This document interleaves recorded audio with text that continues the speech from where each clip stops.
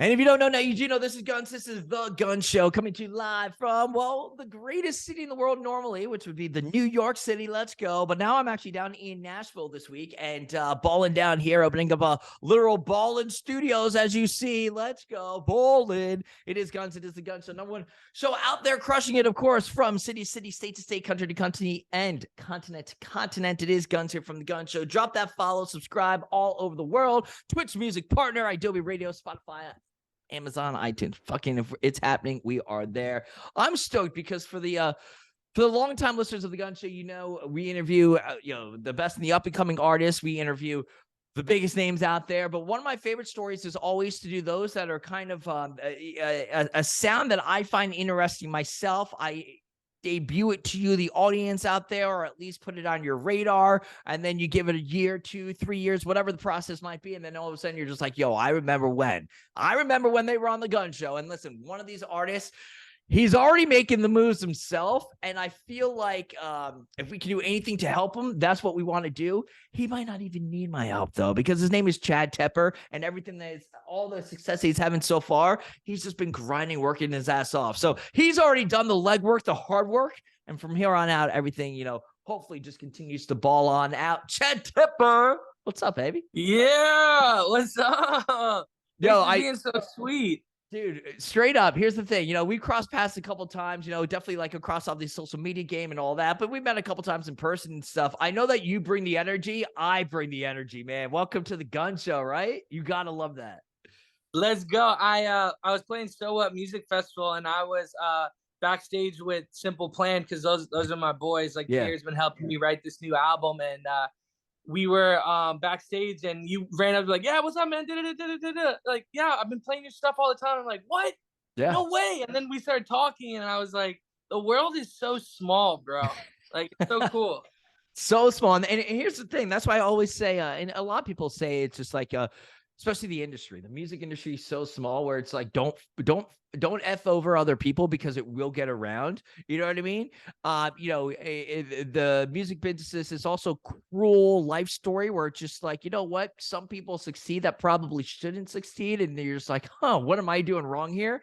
But I always say karma will catch up to them. So the fact that you're homies with a lot of the same people, like you said, whether it's Pierre or it's my buddies from Lit, whoever it might be, that's good people. It's a good group to be around because I like them as well. And that's why we are who we are, I think that the last generation of alternative and pop punk and indie music, they did it right. A lot of them are very loving and caring and appreciative and not too flashy or too crazy, just really good souls. And, me and my friends being the new generation of alternative and rock music and pop punk, we need more love and compassion, and be more appreciative of what we get to do. Yeah. It's like every day I wake up, I'm like, bro, I don't have to work a shitty job today. I get to hang out and make music. Like, bro, if nothing else comes, I made it. So, been able to get, garner up millions upon millions upon millions of streams across, obviously, all the different platforms Chad Tepper has, but he's also been able to get that radio play. We'll talk about that in a couple minutes. That is a good story to hear because, like I said, met like almost a year ago in a couple months. But we've been playing. I've introduced Chad Tepper so much on F&I Adobe Radio the last couple of years. It's ridiculous, dude. And be like because I do the mornings, so I'm just like, all right, Chad Tepper, here he is again, day in, day out of fucking playing Chad Tepper songs, man. And it's been great to see just the progression on how well the songwriting has become, but also, the production value. I'm talking like, dude, for a good amount of years, all through the pandemic, Chad Tepper was being played. You know what I mean? Like, we're just playing a lot of songs from you, but it's great to see kind of just how much better the songwriting has gotten. Without kind of like blowing smoke up your ass or anything like that, because I know from you who has been involved in this game for a minute, it's you want to keep challenging yourself. And I think that kind of I think sometimes when I say things like that to my audience, they might get the wrong impression by that, where it's just like, your songs like some songs that you're putting out and have put out are like super super catch. But super catch doesn't mean bad in the fact that if I'm walking away and that song is still and that chorus is in my ear still, I'm all about that. Give me that kind of vibe. And a lot of your choruses are like that, dude. And then but with real lyrics and all that. So I fucking feel like you have the full package, man. It's cool shit. That's so sweet to hear, man, because I write on my own music. Sometimes, I'll have Pierre bounce ideas off, or a writer will come in and will bounce ideas, but Yeah. 99% of it is like me. So it's like a lot of my life journey of what I've been through, the fighting, the bullshit, all that. And I put my stuff into my music. So in like 10 or 20 years or 30 years, when I have kids or grandkids, they can listen to my music and it's like a diary of my life. It's the real deal. They'll get to know me from my music. And that's really what I want to portray. And like, I think it's so cool that you said that about my lyrics, because when I first started making music, I just wanted it to sound good. I didn't care if it was like too cheesy or too this or too that. But as I progressed as an artist and a songwriter, I started to realize you got to watch what you say. Like, this could be the biggest song in the world, and then everybody's singing it, and you got to sing it for the next 40 years. Like, Yo, that's imagine true. you write a song that you don't 100% love, and then it's big, and then for the next 30 years, I'm singing it. How many bands that, like, I bet a lot of these bands with big #1 songs, a lot of them might not even like that song anymore. Like Barbie but they Girl, have to do it. like whoever had Barbie Girl, and they're like, I have to sing about Barbie when I'm 75 years old. So like I started to get more, conscious of what I was writing, and I would go on this line where I would be like, okay, if I listen to this song in 50 years, is it going to be relevant? Is it going to make sense? Or is it going to be like somebody talking about a cell phone or somebody talking about Wi-Fi? Like, no one's not going to give a shit. So in my music, I try to really keep it timeless, where if I'm going to play it in 10 or 15 years, it'll sound timeless. Like I could have made it yesterday. So that's kind of what I keep in mind. And there's always that line of cheesiness. I've stepped on it a few times, but I've tried to never go over that line, I completely understand. By the way, hot seat, Adam and Levine with his song Payphone, because nobody knows what the hell a payphone is. People are like, you see what I'm saying? Like some I'm of on a these kids, payphone. like, People are Googling, what the fuck is a payphone? So, the best example ever here on the Gunz Show that you can give as a follow-up to what you just said. Let's go. Yeah, man, that is funny. Crazy. Chad Tepper here. We got a lot to talk about, man. Listen, from 777, which I think is dude, 777. Like I said, big courses, man. Just good vibes all around. Love 777. Just things that we've been able to do here on the Gunz Show with you throughout the years. But there is something that's actually been really cool to see. And as somebody that's been involved in this game for 15 plus years, from handing out flyers at local FYE stores to going to the local shows, to then seeing the progression to 500, to 800, to 1,200 venues, to the 3,500 caps, and then the arenas, and the stadiums, and the award show stuff, to all that stuff. Like, I've seen a lot of my friends and homies and people be able to do that, to that growth and transgression. And the one thing that I'm definitely prevalent about, just from being a broadcaster all these years, is, of course, the radio charts and the alt radio placement, and whether it's Alt Nation with my buddy Regan over there, to hear on IW Radio, whatever it might be.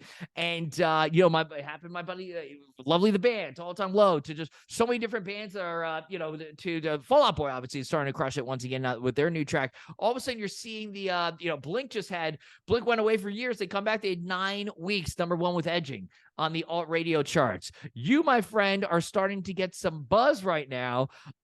We were joking before, but the song is, it's there. Now all of a sudden, like, I want to be your high. It's like, you're getting high off of all the next moves that I want your high is done, my man, right? It's I don't understand it. I am very, very, very lucky. Real like alt radio, to get put on alt radio and like actually be spun, and not just like, a lot of people are played once or twice, like to actually be on like a heavy rotation on a radio station is like no joke. Like a lot of up and coming artists like may never get that, some of them will, some of them won't, but it is gnarly, bro. Like, I didn't realize how much really goes into radio, and like how hard it is. And like a lot of radio stations, if they don't know who you are, they really don't give a shit. You could have the best song ever. If you're not, a big artist, why should they play you? you Right. know? It's so hard to break through. And that's why even if you have a kind of your viral moment, even then you're not guaranteed to go through. And like you said, a lot of times, even the great songs, there's so much that goes on behind the scenes. It's so hard to just get through. That's the cool thing about the Gun Show is I'll play whatever the hell I want. So I'm fortunate in that aspect. But like if you want to get that mainstream placement and shit, it's so hard to break down those walls and barriers, dude. Yeah, it's gnarly. And so we've been at radio for 3 weeks. The first 2 weeks at radio, we were the number 2 most added alternative song to alternative radio. Boom. Let's go, So dude. so I mean, we're crushing, bro. We're number 47 right now. We've been moving up every week. The label and everybody's like, yeah, we're gonna be top 40 soon. Just wait. And then we just keep cruising and cruising and cruising. And for me, it's like all these idols of mine are on this top 40. All these friends, all these people that everyone was like, look, I get it. As a new artist, people, they judge you right away. They want to talk bad on you right away. They want to be like, oh yeah, Chad Tepper, good luck. The dude's a joke. It's cool, bro. It's cool. But to see this shit that I've been getting to do makes no sense. And all these people are like starting to come out of the woodwork, like, I always believed in you, bro. I'm like, no, you didn't. LA, what up, LA? What are you talking about? And like all these people that I would like hit up religiously for like, features, or hit up religiously to hang out or just be friends with, or, anything like that, they're all starting to hit me up. And I'm just like, wait, if you're hitting me up now, bro, give me a year, because then like I'm gonna have to change my phone. It's just like I'm very, very happy and very lucky. And I come from nothing, bro. I was homeless as a kid. I don't know if you knew that, but from the age of 5 to 12, I was homeless as a kid. And I lived in cars and tents, hotels, side of the road, homeless shelters. And I was with my 2 brothers and my mom and my dad. So like I come from nothing. And every night, we would sleep in this car and go to sleep. My dad would have the radio on because my dad loved music. He wanted to be a singer. So we would always be listening to like 70s and 80s and 90s music in the car before I would go to sleep. And me and my dad would sing together. So for me, the radio aspect is such like a gnarly, beautiful thing, because we would listen to the radio stations together, me and my dad. And now I'm being played on the radio, and I'm from Orlando. So where I was homeless in Orlando listening to the radio, my music is being played there right now, bro. Like that, like what? How it like, fuck. Like I was a homeless kid, bro, with nothing to eat and going through the whole 9 yards, bro, with nothing. And then you fast forward and my music is being shared to the world, and I feel like I don't deserve it. I feel like I'm very lucky and blessed. And it's just like, music is such a beautiful passion for me. And music has changed my life from, I was bullied in high school for being the poor, weird kid. I was bullied in middle school. I was picked on. I wore the same clothes every day and like all this horrible stuff. And music was the only thing that got me through. Had my MP3 player, listening to bands like Simple Plan and Lit and Papa Roach and Blink. And those are the bands that got me through those hard times. And now I get to help other kids, hopefully, that are going through the same shit, and show them that no matter what you're going through in your life, it will get better. Keep fighting. Don't lose. Keep fighting. You can get through anything in life. So that's kind of what I want to show, like with my music, That is talk about the underdog story of just like, like on one aspect, it's like, it's such a good, it just, it's so like, whoever doesn't want to root for you is out of their minds, because I know my audience and the viewers right now are just like, we're all in your corner here, because it's so rad to be able to see even how far you've been able to come. And on one aspect, it's like, you had nothing to lose because you had nothing. You know what I mean? And I think that's the great thing sometimes. Where you were just kind of just like, F it, I'm going to take this chance, or I'm going to go out to LA, or I am going to write this song, or I am going to say, because F it, listen, I got nothing, And then, but that hard work, that perseverance, thing that people can say they have, but until, with when you put all the cards on the table, though, it's interesting to see who actually does take that next step, who actually just doesn't balk away, or kind of just like it's all talk or whatnot. The fact that you literally kind of just took a leap of faith, a leap of, your whole life into pursuing something that got you through that time and continues to get through these times. And that's the beauty about music, man. And it's the underdogs on top right now. The fact that you went from being made fun of in Orlando to now your songs being played on radio stations in Orlando and across all the country, and you have a massive following so far that's only going to get bigger.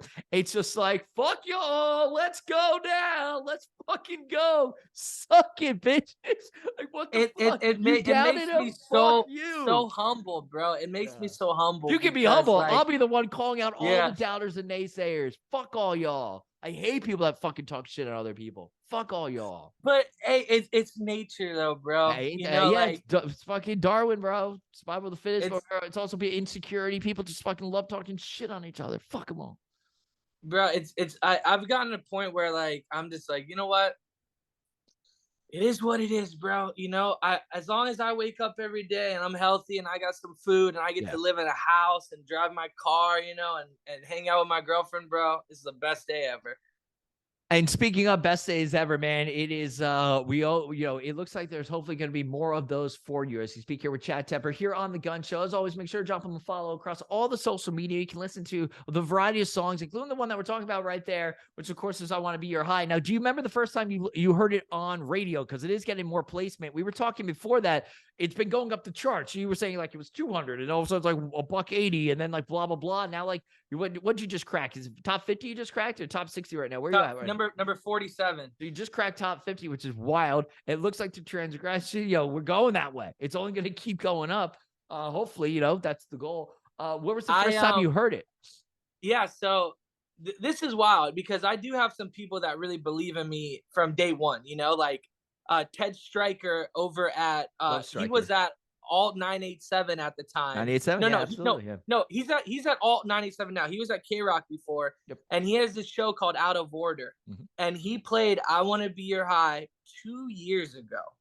And he told me, this song is gonna be it. This song's gonna be it. And I was like, yeah, okay.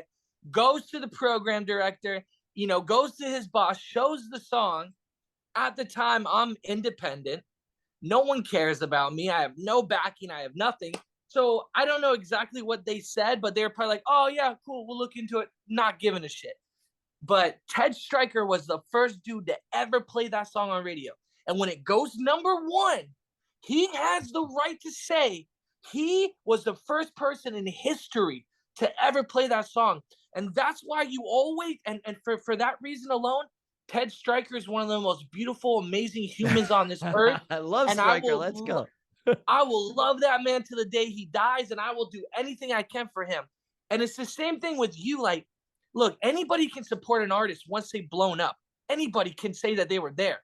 But the real people that put it in and has helped me and has done stuff for me, you can do no wrong. You are on my list for life, as I will do anything for you because I love you and I appreciate you.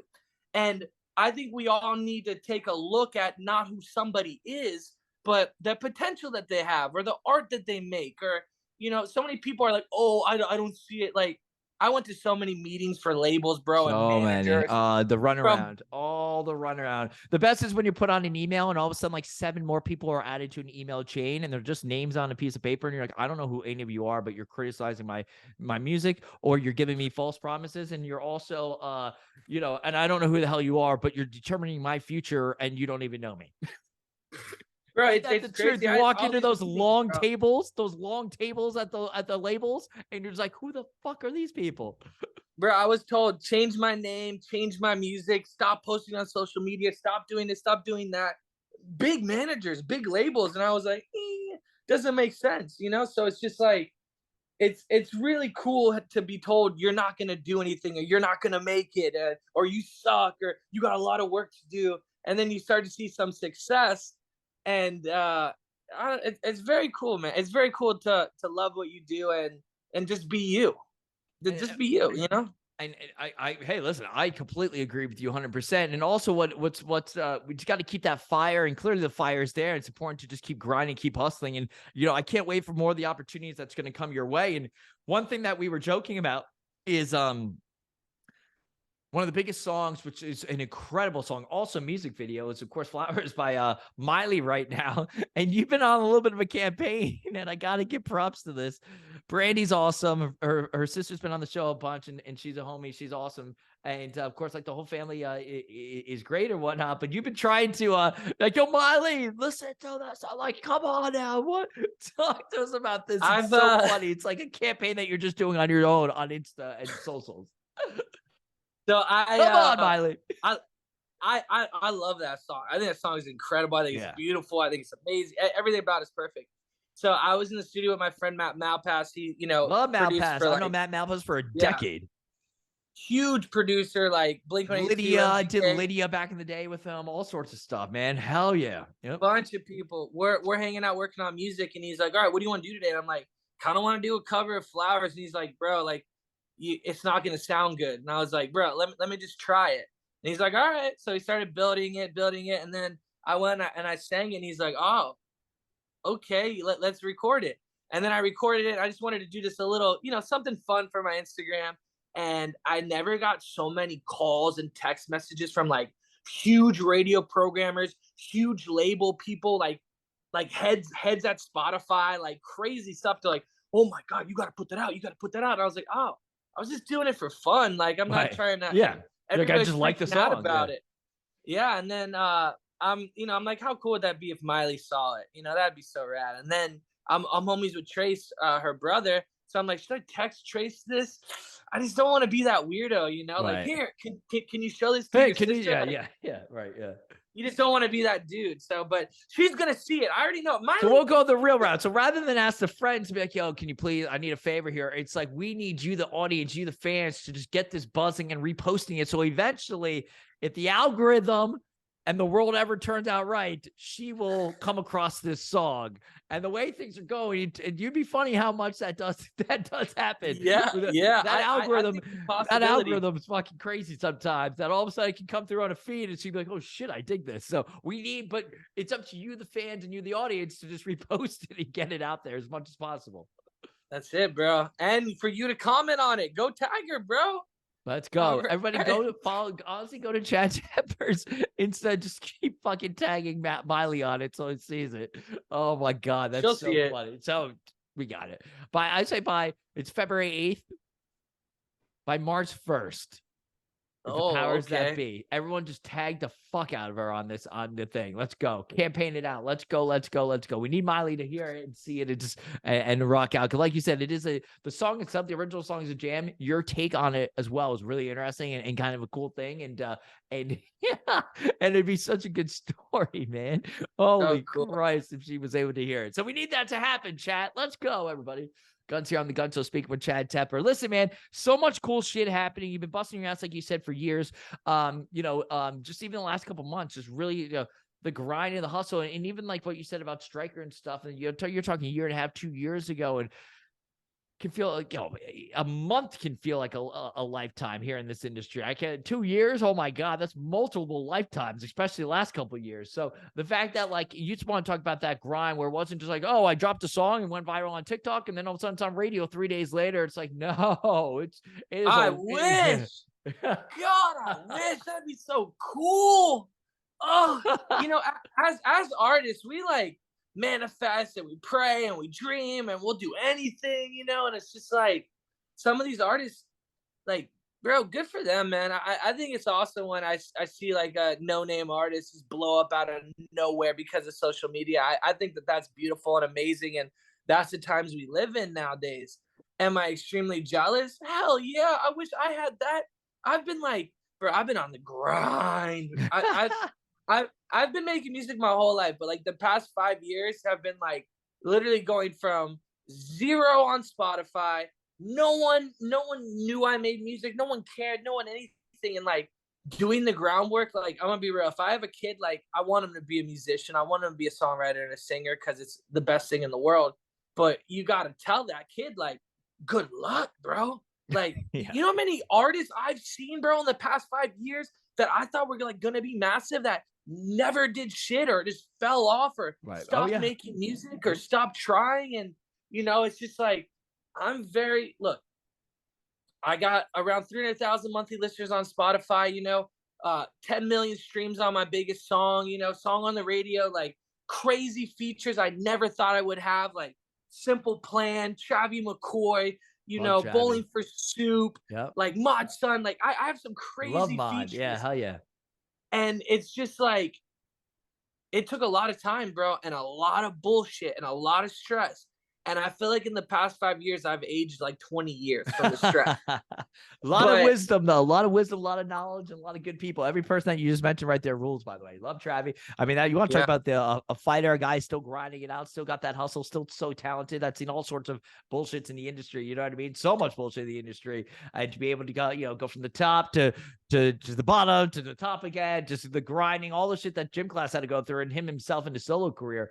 Love that. And of course, Mod's got that story of being, this white rapper dude who people made fun of him so much, and his love of punk music, and not even punk music in general, then went pop punk as well. And the fact that he's now able to start crushing it, just dropped a brand new album, which I think there's some bangers on there straight up. And his last album was absolutely incredible. So you're right, man. I mean, Chad Tepper's in that conversation with that kind of that work ethic, that passion, that's it's a fucking story that a lot of people don't have, and some people do have that kind of story. But like you're right, they either fall off, or like it just like once the first sign of regression happens, or things might not go their way, they just go kind of sizzle out, and they're just like, all right, fuck it, this isn't worth it.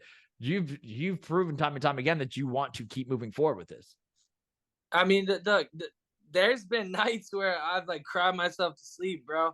Nights where I was like, I'm done with this, bro. I don't want to do this anymore. This is horrible.